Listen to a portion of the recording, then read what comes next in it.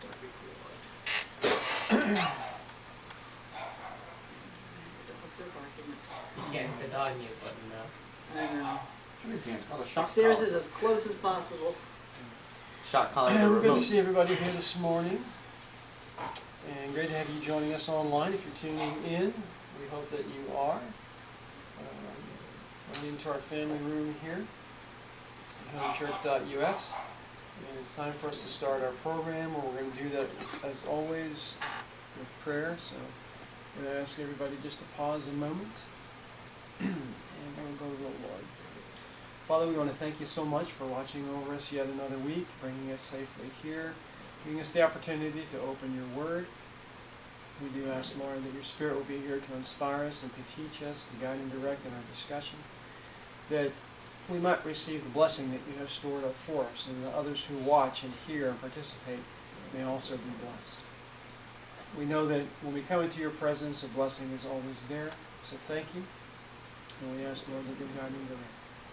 Be with those who are facing health challenges today. We want to think of Titus down in Florida. We want to think of Scott's son out in Washington State. And I'm sure there are others out there in the audience that have need of a healing touch. And so we pray, Lord, that that would be accomplished just now, because we ask it in the name of Jesus, the miracle worker. So thank you for hearing and answering our request. And there are many other things that we could ask, but Lord, you know what we need, and so we pray you'll accomplish it for us. In Jesus' wonderful name we ask. Amen and amen. Okay, so we're going to continue with our series on light versus darkness with Frank Peretti. Okay. Piercing the darkness. Now this is talking about the grouping of the evil angels there meeting together. In the meantime, Lucius's preoccupation with his own glory kept him from noticing the little attention he was now getting from his troops. All the other demons in the room, large or small, were gripped by a steadily rising fear and agitation. They could all feel something horrible coming closer and closer. They began to fidget, their eyes darting about, their faces twisted with apprehension. Lucius gave complacency a kick in the side as he walked by and continued his boasting. Complacency, you can be sure we have things very much in control here. No worker from our number has ever had to sneak about for fear of attack. We roam this town freely, doing our work unhampered, and we will succeed in every place until the town is fully ours. You, listless, limp little bungler, to fear is to fail. And then it happened, and so very suddenly that none of them could react with anything other than ear-piercing shrieks of horror. Lucius had hardly gotten the word fail out of his mouth before a violent, boiling cloud crashed and thundered into the room like a tidal wave, a sudden avalanche of force that crushed like iron. The demons were swept across the room like so much debris in a raging tide, tumbling, screaming, wrapping their wings tightly around themselves in terror, all except for Lucius. As the demons recovered from the initial shock wave of this new presence, they looked up and saw Lucius's body contorted like a broken toy, in the grip of a huge black hand. He struggled, choked, and gagged. He cried for mercy, but the hand only tightened its crushing grip, inflicting punishment without mercy, descending down out of the darkness like a cyclone from a thundercloud. Then the full figure of a spirit appeared, carrying Lucius by the throat, shaking him like a rag doll. The thing was bigger than any they had ever seen before. A giant demon with a lion-like face and fiery eyes, an incredibly muscular body and leathery wings that filled the room. The voice gargled up from deep within the demon's torso and sprayed out in clouds of fiery red vapor. You who have no fear, are you now afraid? The spirit angrily hurled Lucius across the room to join the others, and then stood like a mountain in the center of the room, wielding a deadly S-curved sword the size of a door. His bared fangs glistened like the jeweled chains around his neck and across his chest. Obviously, this prince of princes had been greatly honored for past victories. His jet black hair hung like a mane to his shoulders, and on each wrist he wore a gold bracelet studded with sparkling stones. His fingers displayed several rings, and a ruby red belt and scabbard adorned his waist.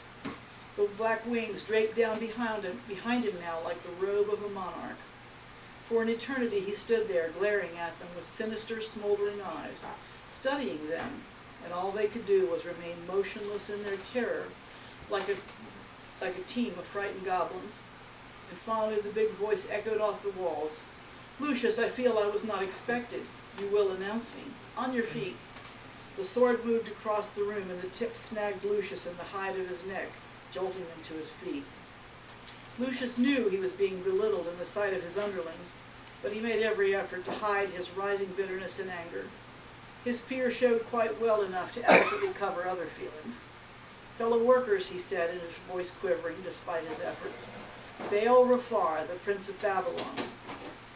Automatically they all leaped to their feet, partly out of fearful respect, mostly out of fear of the tip of Rafar's sword, still waving slowly back and forth, ready to move against any dawdlers. Rafar gave them all a quick look over. Then he inflicted another personal blow against Lucius. "Lucius, you will stand with the others. I have come, and only one prince is needed." There was friction, and everyone could feel it immediately. Lucius refused to move. His body was stiff, his fists clenched as tightly as ever, and though he visibly trembled, he purposely returned the glaring look to Rafar and stood his ground. "You have not asked me to yield my place," he challenged. The others were not about to intervene or even get close, and they backed off, remembering that Rafar's sword could probably sweep a very wide radius. The sword did move, but so quickly that the very first thing anyone perceived was a scream of pain from Lucius as he coiled into a twisted knot on the floor. Lucius's sword and scabbard lay on the floor, skillfully cut away by one swift slash from Rafar. Again the sword moved, and this time the flat of the blade clamped Lucius to the floor by his hair. Rafar leaned over him, his red breath spewing from his mouth and nostrils as he spoke. "I perceive you wish to challenge my position." Lucius said nothing. "Answer me." "No," Lucius cried. "I yield." "Up then, get up." Lucius struggled to his feet, and Rafar's strong arm stood him with the others. By now Lucius was a most pitiful sight, totally humiliated. Rafar reached down with his sword, and with the barbed tip picked up Lucius's sword and scabbard. The sword swung like a huge crane and deposited Lucius's weapons in the deposed demon's hands. "Listen well, all of you," Rafar addressed them. "Lucius, who fears not the hosts of heaven, has shown fear. He is a liar and a worm, and is not to be heeded. And I say to you, fear the hosts of heaven. They are your enemies, and they are intent on defeating you. As they are ignored, as they are given place, so shall they overcome you." Rafar walked with heavy, ponderous steps up and down the line of demons, giving them all a closer inspection. When he came to complacency, he drew close, and complacency fell backwards. Rafar caught him around the back of the neck with one finger and pulled him up straight. "Tell me, little lizard, what did you see today?" Complacency was suffering from a sudden memory lapse. Rafar prodded him.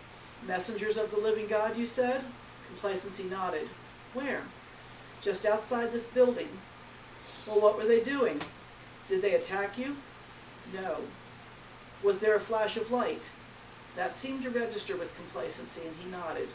"When a messenger of God attacks, there is always light." And Rafar addressed them all with anger. "And you let it slip by. You laughed, you mocked, a near attack from the enemy, and you ignored it."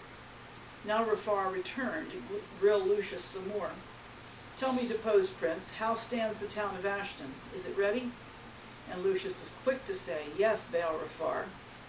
"Oh, then you have taken care of this praying bush and the sleeping troublemaker Hogan?" Lucius was silent. "You have not. First you allow them to come into places we reserve for our own special appointments." "It was a mistake, Rafar," Lucius blurted. "The Clarion editor was eliminated according to our orders, but no one knows where this Hogan came from. He bought the paper before anything could be done." "And Bush? It was my understanding that he fled from your attacks?" "That was another man of God, the first one. He did flee. And this younger man sprung up in his place, from nowhere." A long, foul sigh hissed through Rafar's fangs. "The host of heaven," he said. While you have taken them for granted, they have moved in the Lord's chosen right under your noses. It is no secret that Henry Bush is a man who prays. Do you fear that? Lucius nodded. Yes, of course, more than anything. We have been attacking him, trying to drive him out. And how has he responded? Well, speak up. He prays.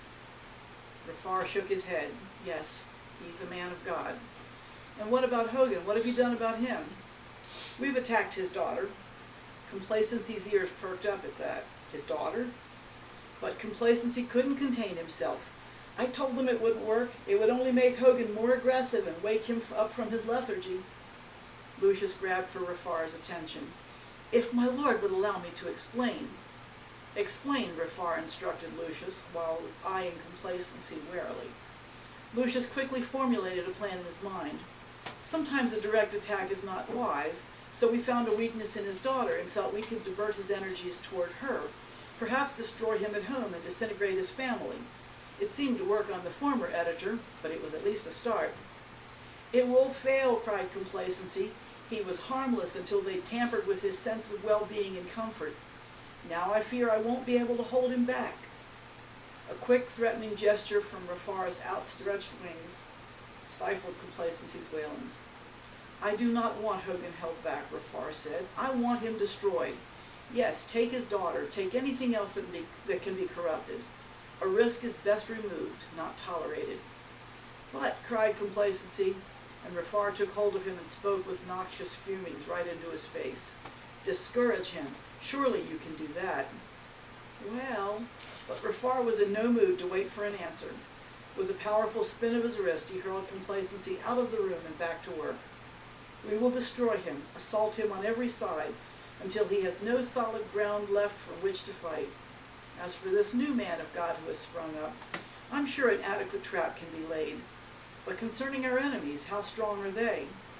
Not strong at all, answered Lucius, trying to recover his competency rating, but cunning enough to make you think they are weak. A fatal mistake, Lucius. He addressed all of them. You are to no longer take the enemy for granted. Watch him, count his numbers, know his whereabouts, his skill, his name. No mission was ever undertaken that was not challenged by the hosts of heaven, and this mission is nothing small. Our Lord has very important plans for this town. He has sent me to fulfill them, and that is enough to draw the very hordes of the enemy down on our heads. Be fearful of that, and give place nowhere. As for these two thorns in our hoof, these two implanted barriers, tonight we will see what they are made of. And now to chapter 6 next time. Okay, so the battle rages on, right? Every town, every place. Battle for every heart. The book would make an excellent video game.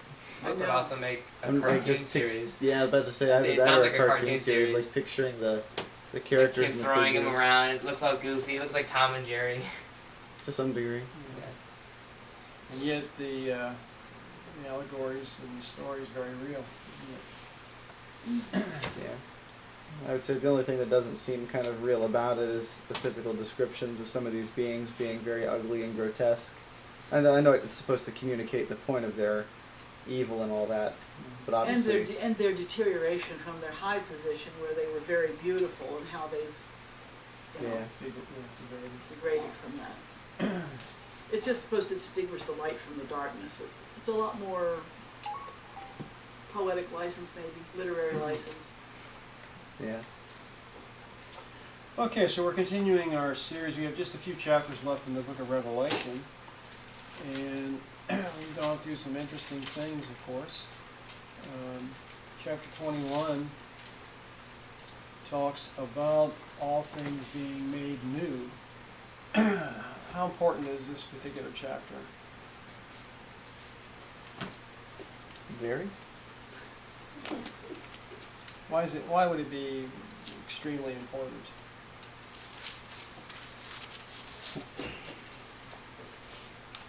The chapter or the idea of everything being made new? I mean, the end of chapter 20, you've got the great white throne scene there, and, if your name's in the book of life, you're saved for eternity. If it's not, you're lost for eternity. So, I mean, why doesn't God just end the story there? You know, hey, you guys win. Here's the winners. Here's the losers. But he goes on to chapter 21. Tell you that everything's gonna be made over. This is punishment coming up, right? Well, the punishment we looked at last week, and he that hath the Son hath life, he that hath not the Son hath not life, 1 John 5:12. So I mean that's the essence of really the plan of salvation and the whole. I mean that kind of summarizes the whole shebang there, but he goes on to in chapter 21 here to give us a little glimpse. Just a little glimpse of what lies ahead for those who survive, for those who accept and survive the plan of salvation. It gives us a little bit of a glimpse there. I think it is also the encouragement of showing us that it's not only, we're not only going to win, but it's going to be a glorious winning. Right, so much so, and we even talked a little bit about it over the last 2 weeks, the fact that God is going to make this planet the center hub. This world will become the center hub of His creation, where He will dwell. In fact, that's one of the verses in this chapter. You know, God will dwell with man. Right?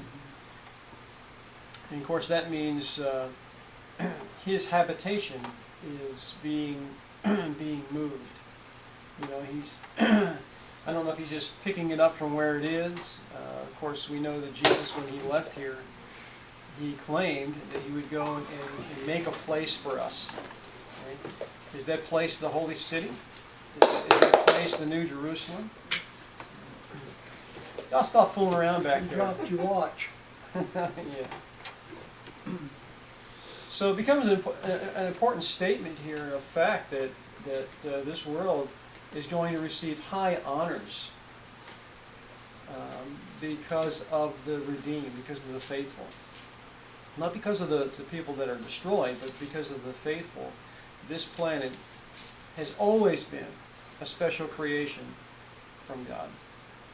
Humanity was a special creation from God, made in His own image after His likeness. So this world then will, after all the mess of sin is over with, after this 7,000-year cycle of what we call time, the planet receives its due course and its high honor of being the center of His creation. And He dwells here Himself, the Father and the Son. So it starts out this way. Now I saw a new heaven and a new earth, for the first heaven and the first earth had passed away. And last week we mentioned, what about this? You know, there's a theory out there that Adam was not the first man. That there was excuse me, that there was an existence, there was a world before that, if you will, that had been destroyed, and then of course it was being remade with Adam. But the Bible tells us that Adam was the first man. And here John tells us that this earth that's passing away was the first earth, and there wasn't one before it. So that that kind of puts an end to that thinking and that particular theory.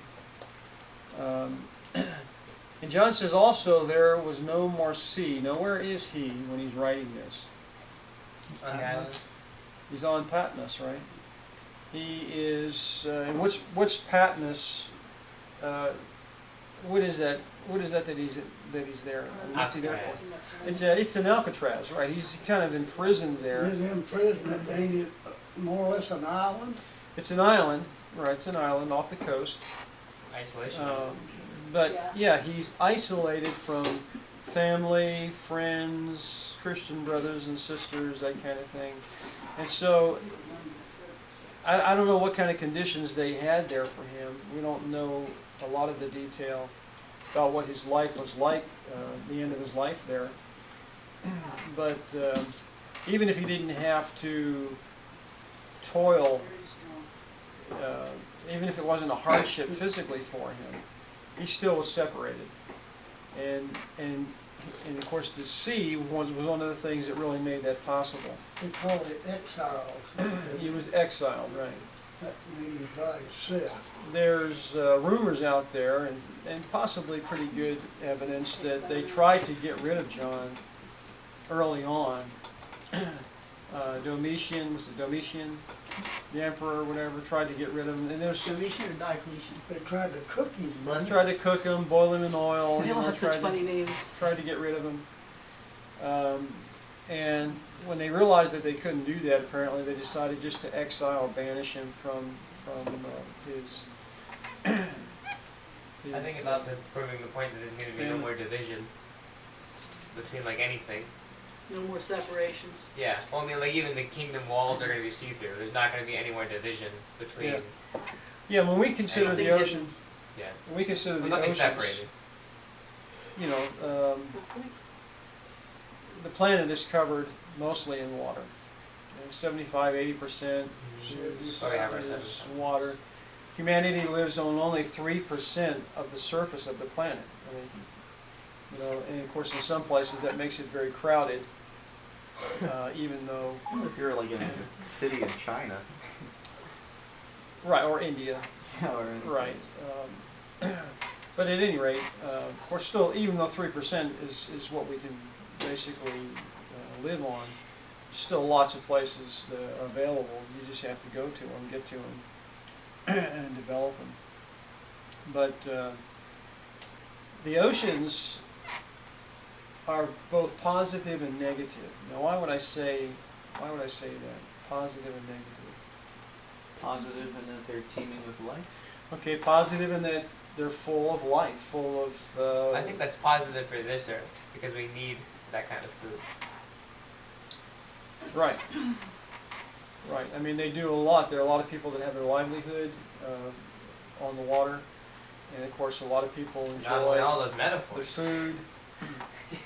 You know, the food that's there. How would the oceans be negative, other than what we talked about, the separation? I mean, today. I mean, do we really have separation today in our society? I mean, we're in a sense, you know, in a certain sense. We're much less limited to being separated. Like you know, most people. Well, I'd say a lot of people are still limited financially with their ability to get places, but like we have the capacity to go about anywhere. Well, yeah, but now people can communicate. They can go on Skype or something else, and they can talk face to face wherever they are, practically in the world. And that's a huge blessing, but it's also a risky thing as we're learning. Well, of course. I mean, of course. But I'm just saying, the separation that the oceans typically would allow for, we've kind of overcome them. First, by actually traveling to different places, and then, of course, communicating via some type of through the internet. I mean, we've kind of eliminated the separation aspect to a certain degree. You follow me on that? But other than that, what would be negative about the oceans? We're constantly polluting it, so we're losing a lot of our drinking water if we're trying to clean it. Yeah, I mean, obviously, polluted water would be a factor. I mean, They have nuclear reactors leaching stuff into it all the time. So yeah, that's what I was going to say. That would be a major one there. The ongoing problem in the Pacific Ocean, that's probably going to end up pretty much dead. All the life in it probably is going to expire because of the radiation. And it's still, there's no way to stop what's happening, and it's been going on for years. So there's no reason to think that that's going to stop. So pretty much the Pacific Ocean, the entire Pacific Ocean is going to be probably like a dead ocean eventually. But not only that, people that eat things from there, and it's not just the water, but it's also the air. You know, so you've got that. But there's another big major negative that the oceans cause. Tsunamis? Well, a tsunami, yeah, okay, a natural disaster would be one. Something even more basic than that. What does the sun do to water? Oh, the tide. Yeah, I mean every So maybe, like, causing rain and tropical stuff. storm. I mean, where does all the Hurricanes moisture? because of the warm Yeah, moisture. hurricanes, tornadoes. Not just I mean, you have this before the flood. You didn't have. We can thank the moon for that. Yeah, you didn't have. Tides. Tides. Yeah. Well, that's a good thing. That's kind of a positive Mm-hmm. because it kind of the movement helps to keep things from stagnating. But when the sun, without the canopy, and the sun with all that surface that the sun has to work with, you have all this evaporation. Salt And actually sure, green. we do need the rain at certain times to water the gardens and the fields and so forth. But anymore now, it seems like different governments are weaponizing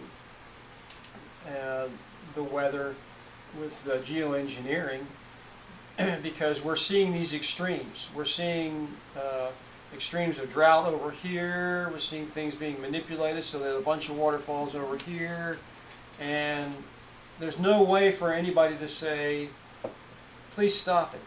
Because all these governments want control to weaponize the weather because you can immobilize an entire area or an entire country just by manipulating the weather a certain way Sparking tornadoes. and starting sparking all floods. kinds of problems. You can immobilize instead of just destroying everything through warfare. You can have warfare and just sit back and say, "Hey, it wasn't me. I didn't do anything. It was who can control the weather?" Well, that's exactly what we've been trying to do for the past 70, 80 years. I would say that I think weaponizing is a thing and all that, but I think it could also be a result of them trying to control aspects, not even with the intention to weaponize it somewhere else, but to control the outcome of like their own place. Say you have a place that doesn't get any water, and you're just trying to channel some of that your own way. Yeah, I could go along with that if there was a history of areas that typically had drought, And if these programs were being run by And- something like and the then National Weather Service and then rather you- than the Navy. right, and then you could turn and say, "Oh, look, this area over here that's been desolate for 500 years is now starting to grow things, and it's getting 20, 30 inches of rain now. It never used to get any." I mean, you would hope that that's what something like that would be used for, some kind of positive thing. Yeah, the Russian army owns their systems on their side for like their HARP version, whatever it is, and then the Navy owns ours. Yeah. There was an article sent to me this week where China is now saying that they're going to do something to divert storms and send storms over to the United States or something. But they're And actually admitting it, and they've had the technology for decades. right, the fact that if that's truly the case that somebody's admitting it now, that means they've been doing it for probably 30, 40 years. Well, plus it's also in a bunch of different countries' treaties that they aren't allowed to use weather modification Oh warfare yeah, we against would each never other. violate any of that. And We- I But I'm was- saying, how do you Yeah. sign a treaty agreeing not to do something that doesn't exist? yeah, that you're not allowed to modify weather to create a disaster for an area. Anyway, John says there's no more of what we see happening with weather modification or separation or horrific storms. No more no more potential problems there that divide and destroy. Then John, I can just imagine John kind of stepping back and his eyes opening wide when he sees the holy city, the New Jerusalem, coming down out of heaven from God, prepared as a bride adorned for her husband. I don't think any of us can imagine the splendor and the glory of, like a big diamond, if you will, like a big diamond pendant coming down from the sky, when some of the ladies, show off their rings and so forth, it's kind of really glamorous and whatnot. But can you imagine a diamond, maybe 300 miles, 900 square mile diamond, It's a big rock. a huge mountain, that's a diamond coming down out of the sky. I'm sure John had to really take a long. And what's interesting too is the way he describes that, is it sounds like at this point, which I mean would make sense, but it sounds like at this point that the marriage is not even fully accomplished yet. Because it's like a bride adorned for her groom. It's like this is the ceremony now. Well, what does a bride do on her wedding day? Walk down the aisle. Float down from the sky, Hopefully, divide a mountain. hopefully she walks down the aisle. But what does she do for days, maybe weeks ahead of time? Prepare. She's doing all the preparation. Right? Well, that's what I was thinking. She wants to of. make sure everything is just perfect It's when like she walks down that aisle. like when I was talking, I guess it was a couple of weeks ago maybe, about Esther, and about how it was like I think at least a year or something like that before she even got to see the king. Maybe even longer, I forget what it was. But they took a good bit of time Basically, to they like, just put her through charm school, yeah, you taught her know, how to behave, Right. and what the rules of the court were, and yeah, and then they were, you know, perfuming her and getting her all And what does Oh, what does her fine. name mean? Esther. Yeah, I'm not sure. shining star. What other? Anyway, here you have the ultimate shining star coming down from God out of heaven. It says, "Behold, the tabernacle of God is with men. He will dwell with them, and they shall be his people." I mean, that's what God has always wanted, right? I mean, that has been his motive. Can you imagine having to wait? Just like in the Hebrew marriage ceremony aspect, once there was a betrothal, once there was an engagement, typically the man had to wait.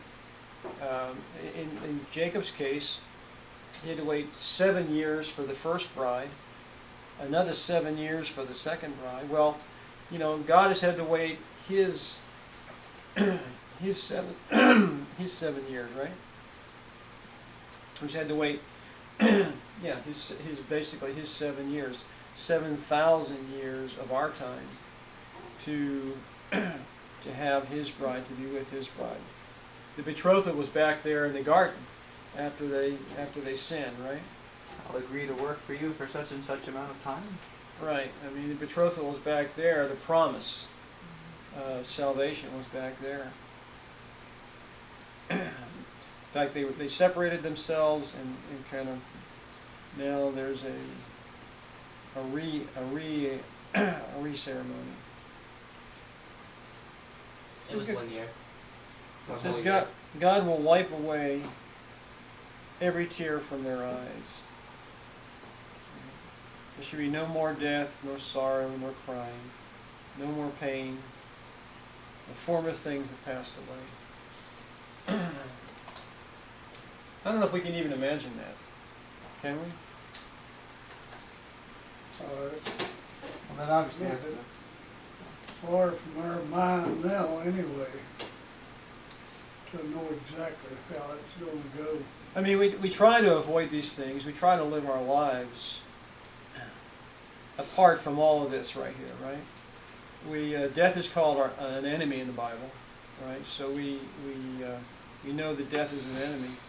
But even sorrow and crying, pain, suffering, I mean, we try to avoid those things as much as possible. We try to take care of things so that those things aren't. But actually, can we get away from any of that? We can't get away from any of it, can we? No.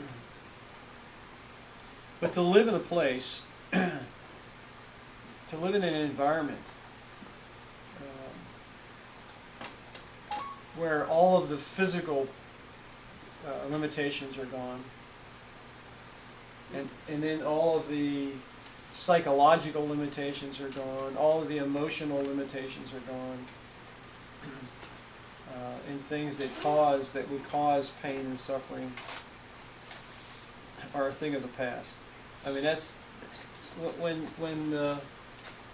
I think it's Paul, eye hath not seen, ear hath not heard, it's not even entered into our imagination the things that God has for us. Well, this is one of those things, a place where there is no more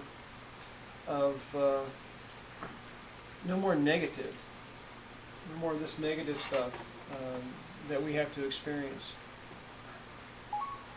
Absolutely amazing. And then he who sat on the throne said, "Behold, I make all things new." All things new. So God's not going to improve what's already here. He's going to, everything here is going to be destroyed. People get so wrapped up in trying to protect what they have, trying to preserve what they have, trying to keep what they have, trying to store up more of what they have. It's all just going to be destroyed. If we could keep that perspective, it seems like we would be a whole lot more content living through this world. Particularly if we ended up losing something, that we thought we needed to have. It's all going to go away. He's going to make everything new. And of course he says to John, the angel says to John here, write, for these words are true and faithful. Seems like a storybook, doesn't it? Seems like a fairy tale. Because of all of the history. Especially when you get to verse 6. Yeah, especially the history that we have, right? And again, this is an important declaration. It's done. It's finished. I am the Alpha and the Omega, the beginning and the end. It's kind of interesting. When he was on the cross, did the expression that he used mean it is done, or it is accomplished, or? Well, of course. I'm just wondering, because here he's saying it is done, and there it's translated it is finished. They mean essentially the same thing. It's just that it's defined what the "it" is. And a lot of Christians have been taught that "it is finished" means that everything was done. The law. Yes, the law was done away with. Yeah. So. Yeah, a couple of times in Scripture we find this kind of declaration here. It's over, it's done, it's finished, it's complete, it's satisfied. We just have to remember that God had to do several things in order to accomplish salvation. Right? I was reading a text out of Great Controversy here in Habakkuk 3:4 earlier. And in this last chapter of Great Controversy, talks about the one reminder alone that remains that we ever even had a problem in this world. He says, our Redeemer will ever bear the marks of his crucifixion.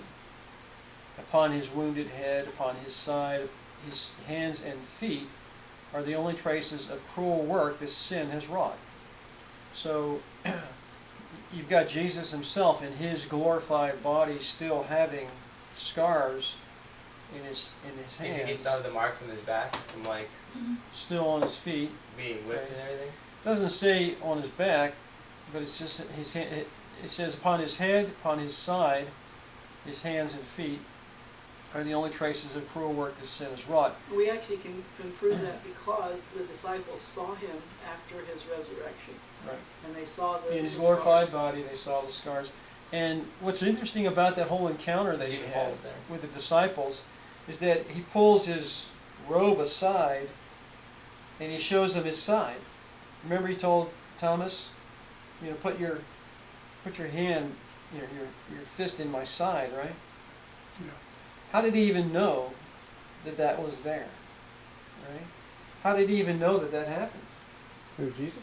Yeah. Oh.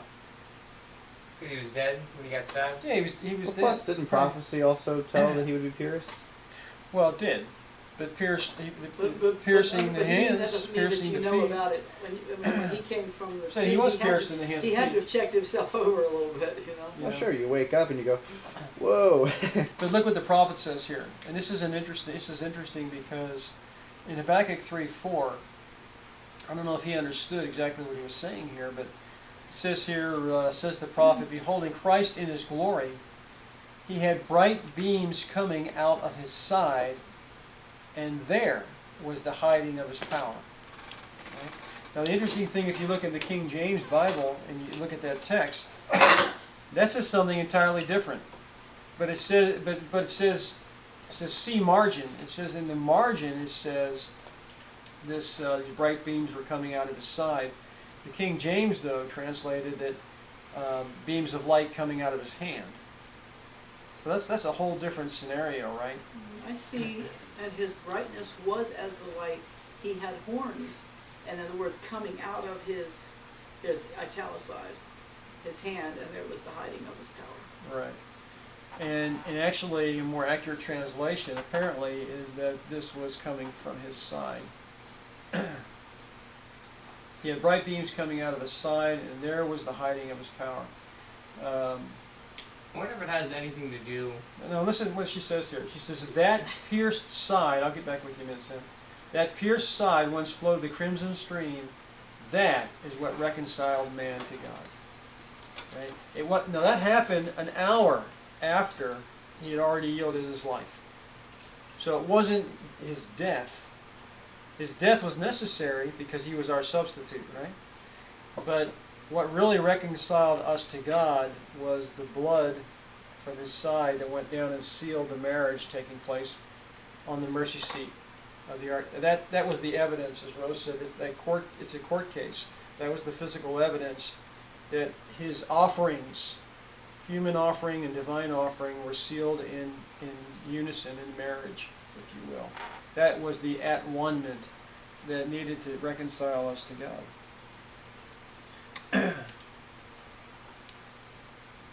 So, when he said it's done, that part of the plan of salvation was complete. It was sealed in marriage. Right? But time went on, right? Time went on after that. In fact, 2,000 more years have gone by since that took place. I think what was done at the was end he of the recognized that this was the time at which the Passover lamb would be offered. Sure. And it was done. I'm yielding my life. This is over.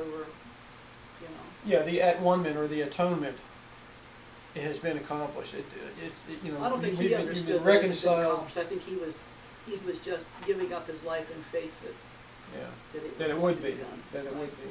Yeah, I mean, he probably didn't realize, because how could he, as a man, he couldn't see through the portals of the tomb, we're told. So, as a man, he just had to trust, just like we do. He had to trust that his Father's plan was going to accomplish the desired result. And of course it did. And we're just learning more about that 2,000 years later. That's astounding. Mm-hmm. But the Alpha and the Omega, the beginning and the end. Something else he wanted to add in there.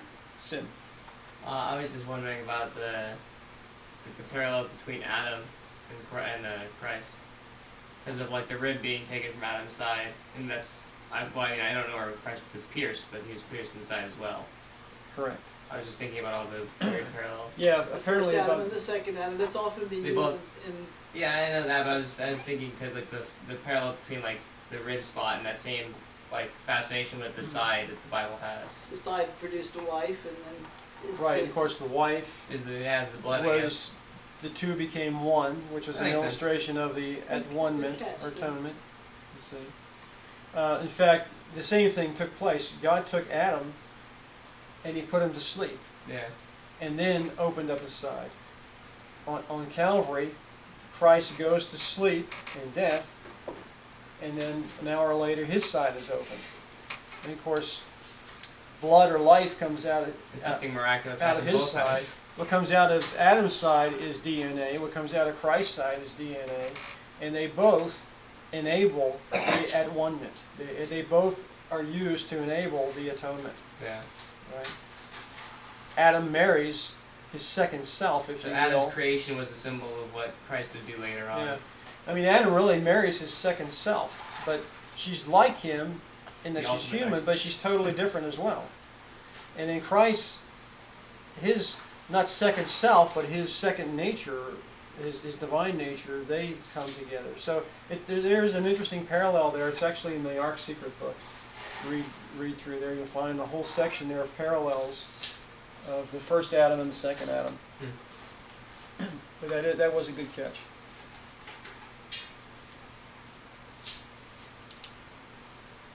So, I am the beginning and the end. I will give of the fountain of the water of life freely to him who thirsts.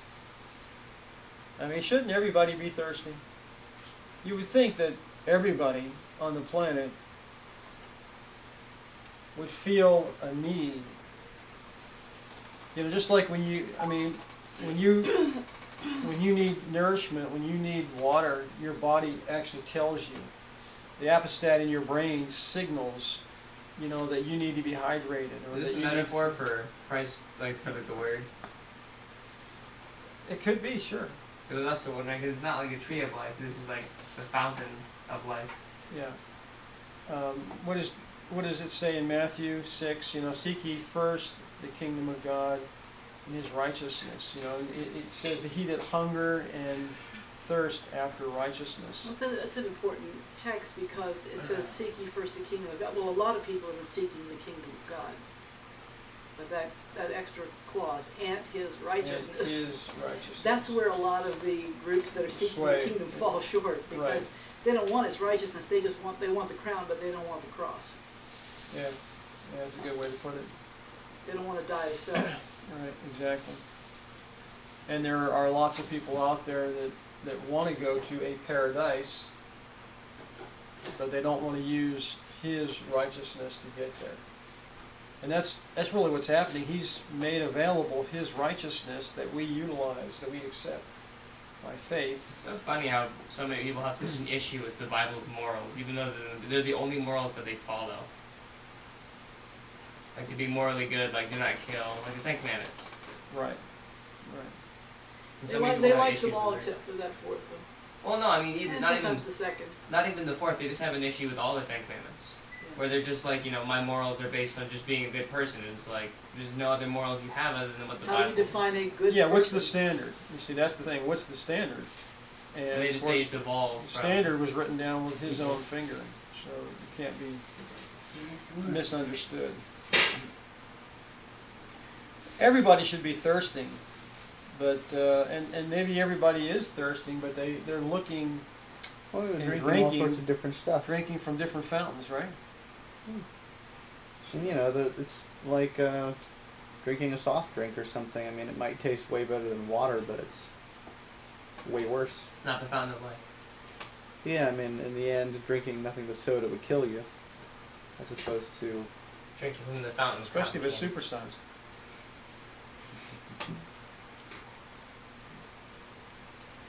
You keep going with supersize and become supersize. That's why I say But it's supersizing. interesting too that he says, like, is the context of this for the people that have made it to the kingdom, or is this also referring addressing to the- context of people before the kingdom as well? I think it really applies to both, wouldn't you? I mean, I would think so, Yeah. because I mean, I think that It's the same outline standard of is it, assumed yeah. that I mean- anybody who thirsts after righteousness and after Him. Well, remember when Jesus was at the well, and the lady came to get water from the well? What did he tell her? Yeah, of course, she was surprised that he would give her a drink to start But he with, would talk to her. because she was even she was a Phoenician lady or something. I can't remember. Well, she wasn't a Jew, so Right. she couldn't figure out why he asked her to give to drink, him Right. to drink. Exactly. Okay, that's what it was. And then he was going to give her the water of life freely, right? Which was what? What's the water of life? The word. Yeah, it's the word. Knowledge of the truth. Where? Knowledge of the truth. Because she being from another country didn't have that truth. She didn't have They it. had a corrupted truth. Oh yeah, I think he told her that too. He said, "You don't know who you serve, but we know who we serve." She said, "Why, being a Jew, asked for water of me." Right. But yeah, but I mean, you know, I think it's evident in the world today that everyone is thirsting, but they just don't want that particular fountain. Well, like you With said, other they've had waters a, too. they've Well, had a apparently taste there's of 30,000 fountains. they've had a taste of something else, and they think that's satisfying. I mean, but it's really not, is it? It's a deception. There's something that alludes to that in Proverbs. I think it says something about not only drinking water out of your own cistern, but it's I think there's an expression used where he says No, sorry, that's never mind. It's bread eaten in secret is sweet, or something like that. Talking about spiritual. Going along with your soda thing, that makes a lot of sense too. 'Cause you drink soda thinking you're getting hydrated, but it dehydrates you. Right, because that sugar and maybe caffeine that might be in there gives you a little bit of a kick, and Well, kind of the carbonation, the carbon dioxide, actually, now Leaches. carbon dioxide is what we exhale, right.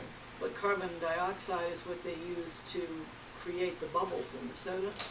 And so what you have, ordinarily we exhale it and get rid of carbon dioxide and we inhale oxygen. But when you drink carbonated drinks, you are taking in carbon dioxide, which replaces the oxygen in your blood cells. So after you have had those drinks, it actually makes you more tired than energized.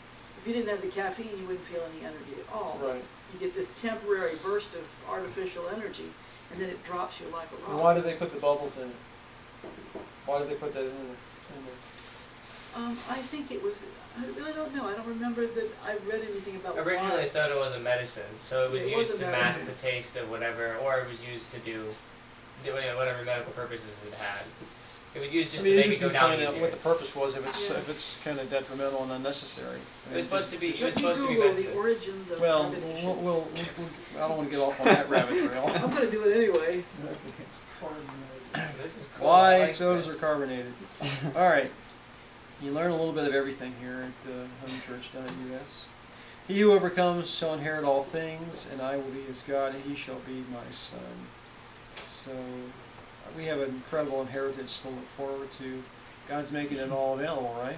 But I like that. That's the contractual stipulation right there. Is you have to be an overcomer. You know, which implies that there's a role you play in it as well. Right, God's made it available. Your acceptance of it means that you follow. by it. You follow, of course. You carry your Some cross. say that in order to appreciate what God has given us, yes, He's given us a free gift of eternal life and a free gift of His righteousness, but it does cost us something. It costs us everything. Everything. We have to be willing to give it all. Give our life plans, our dreams, our goals and ambitions, all of those things have to be given to His control. Somebody read verse 8. Right there. Guess I'll do it. But the fearful and unbelieving, and the abominable, and murderers, and whoremongers, and sorcerers, and idolaters, and all liars shall have their part in the lake which burneth with fire and brimstone, which is the second death. And of course, that's a long list there. Permanent. Yeah, that's a long list there, and you would think that most everything on that list is what you would expect, except what the first one that you mentioned there, those that are fearful. What is that? Fearful. What does that mean? My It says- translation. My Fearful translation and says unbelieving. fearful and unbelieving. And unbelieving. Mine says cowardly. Is the way it's They're putting both translated in the of New them, King James. in this. Yeah, I think that's probably a better way to put it. Yeah, I mean, unbelievers, like you said, Sim, they might have their own moral standard, but they don't believe that God has Yeah, they believe that promised. they're a morally good person, so, So they should they make it. just they might be morally good, but they don't believe in the plan of salvation, and so they've not embraced the Savior, which is the only way. Or it may apply to somebody embracing somebody else, right? Maybe that kind of thing. But what about being fearful? What do you think that means? Maybe that means being afraid of doing the right thing, or being afraid of standing out, being actually in righteousness. And You know, I mean, the Bible tells us that things will get very hard for anybody who decides to stand for truth. And so I think the that's idea is what I was thinking. that you can't go in to it because there's going to be a lot of people who are probably just turned away by cowardice, who are too afraid to Yeah. face. I mean, it's like powers when that you're they- afraid to pray in front of people. Like it's fearful that you are going to be seen as holy, or maybe you'll say something weird. It's like being afraid to do the right thing. Being afraid to stand up for like a bully just as a. So it's not that you don't know what the right thing is, or what you should do. but you're just afraid of maybe how people, like you're saying, how people are Will going to react. What people how people are think. going to view you, how people are going. For example, particularly at the end, you have a vast majority of people on one side, and you have a relative few on the other side. The relative few are the ones that are standing for truth, and obviously they have to have an incredible amount of bravery and courage to trust God when the numbers are overwhelming against them. Mhm. The story of Gideon, of course, comes to mind, where you had, so in the story of Gideon, when you had all these people that kind of volunteered, and then the mandate went forward, you know, if you've built a house, if you just got married, you know, if you have planted a garden, or if you are afraid, you Yeah. can leave. Yeah, I guess You that's see? being afraid, you know. And 22,000 people walked away. I mean, that's It's a majority. they weren't. So you know, God ended up whittling the number down eventually to the ones that were going to have total trust. And of course, that's the same thing. So really, it's kind of a trust issue, isn't it? Really, Mhm. Yeah, that, perfect love casts out, we're told, all fear. Perfect love. I mean, love and trust are kind of synonymous, aren't they? Well, not synonymous, but you can't really Kissing have cousins? one without the other very well. Kissing cousins. We don't talk about that here. All right. You know, God's going to need, just like in the story of Gideon, fully committed people at the end for sure. All right, so we're about 1 o'clock now, so maybe what we can do is next week we can get into the New Jerusalem. By next week, think we can move that fast? The city itself. You never know.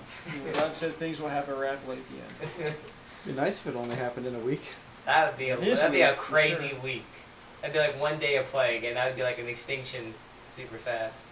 So one of the angels who had one of the 7 plagues basically said, talked with me, saying, "Come, I will show you the bride, the Lamb's wife." And then he starts talking about the city. You know, so why do you think? You know, I thought the people were the bride of Christ. well, it says you're the temple of God, so that would be, You know, and here we're talking about this City. city Bride. being the bride. Well, it's saying it's adorned the way a bride would be for her husband, but that doesn't mean that the city is the bride. I think. It says the Lamb's wife. Look at the text. I'm But, just. but you can tell that's symbolism, because he's not the lamb. The lamb represents him, but he is not a lamb physically. Well, anyway, next week we'll kind of move into some of the particulars about the holy city itself. The most important thing is that you're in that city, and not detached from it in any way, but that you're there in the city. And we'll talk about this scenario there with the holy city. We'll also look, of course, the Bible mentions, you know, the size and the splendor of it and whatnot. So we'll deal with all that, and we might be able to just finish up next week. We'll have to wait and see. Because after next week, then we're going to have one of you guys, probably Elijah, I guess, the following week. So like in 2 weeks, you can prepare to do a message for us. And then we'll have to sit down as a group, and maybe you folks that are out there can also put some input into where you want to take, if you have anything particular you want to study about next. We could do something like just take another book. You know, we've taken the book of Revelation, which is a very relevant book for us in the times that we're living. But we could also take another book of Scripture, because it's all relative for us now, isn't it? The whole thing, Old All Testament, relevant. New Testament, it's all relevant. All Is relative. it all relative? It's a relative too. It's all relative to us now, right? Yeah, that's It's all what- Well, it's relative. because the holidays are coming. It's all Talk relative. about It's all seven. relative. It's relevant. All of it is. all Scripture is inspired by God and profitable for doctrine, for reproof, for instruction in righteousness. You see, that the Holy Man of God may be mature, perfect, thoroughly furnished unto all good works. 1 Timothy 3:16-17. But anyway, if you want to give us some input, please feel free to do that. What book might we want to look at next? So, Get some input. Input. yeah. No. Okay, Mr. You good? Elijah, why don't you go ahead and close us in a word of prayer? Just one? Amen. Okay, we'll give you. All right, let's go eat. All right. Father, we thank you so much for the Sabbath, and we thank you for this time that we can get together as a family and look at the Word and to seek to understand it better.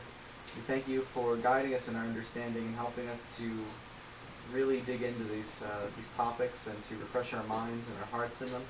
And Lord, we ask that you would help us to draw comfort from them and to get excited because your return is soon. And as that time gets closer, we ask that you would continue to impress us to grow in our own spiritual lives, to walk closer with you, and to be more dependent on you each day. And Lord, bless our time together now as a family as we eat and enjoy a meal together, and bless those who were able to watch with us online, share in today's message. This is what I ask and pray in the name of your Son, and for his sake I ask. Amen. Amen. Well, thanks, guys, for your comments. We want to thank you for joining us once again. We hope you have a wonderful week ahead. Hope you have a great Sabbath blessing the rest of this day. And we'll look forward to seeing you next time, same place, same time, homechurch.us. Have a blessed week.